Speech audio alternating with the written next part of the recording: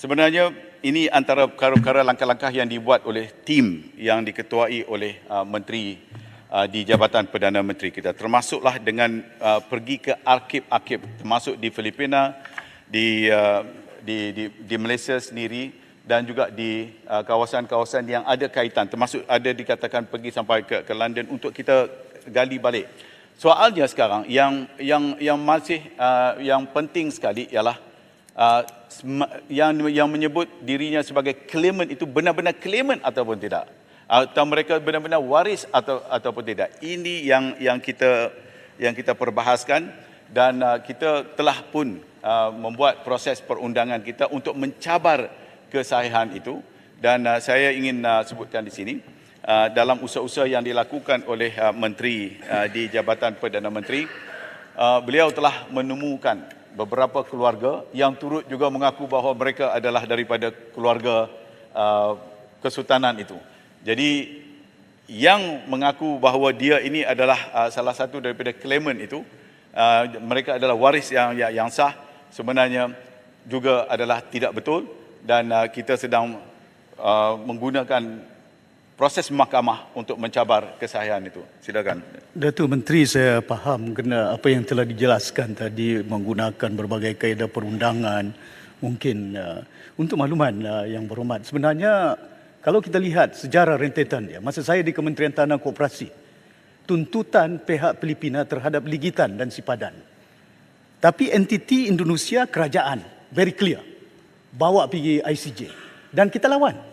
Dan kita ada bukti di situ, menyatakan bahawa kuburan dan juga pengagihan telur penyu yang bermusim diputuskan pada tahun 1948 oleh pihak British di Labuan.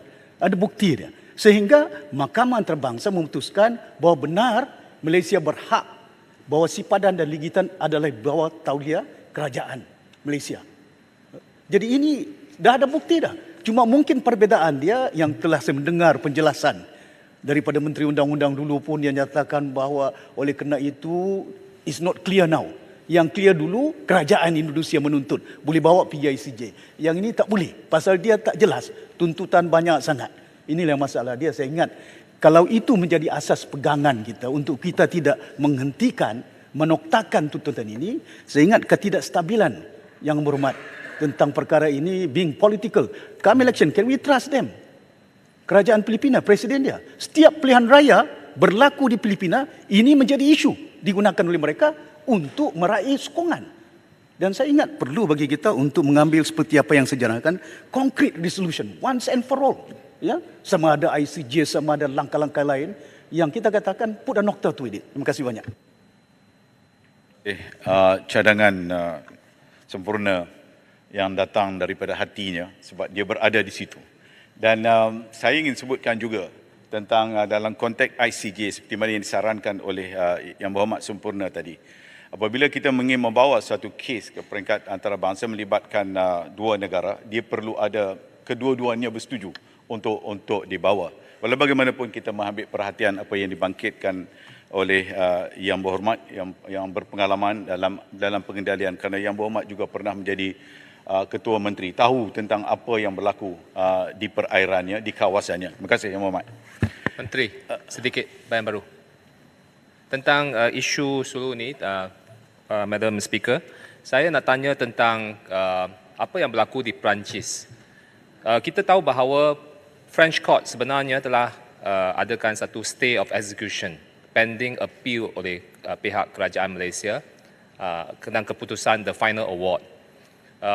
Sepatutnya dia stay of execution. Tetapi sekarang nampaknya bailiff pula diberi kuasa untuk survey our French property kerajaan Malaysia, ya, termasuk kedutaan Malaysia. So there's a conflict. Kenapa ada stay of execution tetapi at the same time bailiff pula diberi kuasa untuk claim property of Malaysia? Ini soalan pertama. Kedua adalah apakah progress kita di French Court? Sebab this is the most important thing. Kalau kita tidak matikan the award in French Court, dia akan continuous. Dia akan menggunakan claimant itu untuk continuous to claim. Sekarang start with Luxembourg, lepas itu di France. Sekarang, mungkin nanti next di Singapore, mungkin next di Dubai dan sebagainya. Itulah we are a few step behind. Jadi kita mau bahawa I don't know how because it's complex ya. Jadi ini adalah kita punya pegawai-pegawai kerajaan, terutamanya Wisma Putra dan juga our Minister of Law. Dia kena put all the efforts, the AG especially, into this case. Terima kasih, minta penjelasan.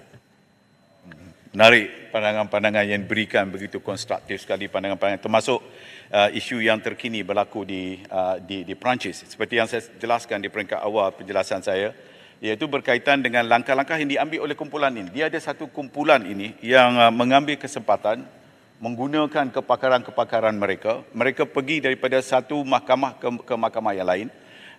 Dan umpamanya ya, Yang Berhormat, ia bermula di mahkamah Spain, Spanyol, dan mereka tahu mereka kalah, dia pergi ke negara lain pula, ke Perancis. Daripada Perancis kemudian dia pergi ke Luxembourg, dan dia akan pergi ke mana negara-negara macam seperti Forum Shopping, di mana dia rasakan bahawa ada kemungkinan keberangkalian untuk mereka mendapat kemenangan dalam kes yang ini. Ini termasuklah dalam kes yang terbaru di mana yang disebutkan oleh Yang Berhormat tadi, iaitu mereka mendapat bailiff. Dan bailiff, bayangkan yang berhormat, tanpa mereka periksa tentang kesahihan tindakan mereka itu, boleh ke satu peringkat untuk pergi cek harta benda kedutaan Malaysia, termasuklah bangunannya, rumahnya, dan kita telah menghantar nota bantahan kita termasuk kepada kedutaan Perancis di sini. You cannot do this,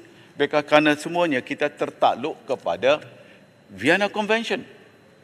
Semua kawasan-kawasan kedutaan-kedutaan di mana saja tertakluk kepada Vienna Convention. You cannot go into it. Jadi akhirnya mereka pun tahu akan kesilapan mereka. Mereka keluar daripada situ. Apa yang saya nak sebutkan di sini ialah inilah langkah-langkah yang dibuat oleh pihak sana. Dan dalam masa yang sama, bagi pihak kerajaan telah pun membuat keputusan untuk mewakilkan kepada menteri di Jabatan Perdana Menteri kita untuk bertindak dan pergi ke Eropah bagi mengendalikan kes ini, termasuklah di Perancis dan sebagainya. Dan barangkali juga saya akan turut serta sekali dalam tempoh yang terdekat ini. Terima kasih.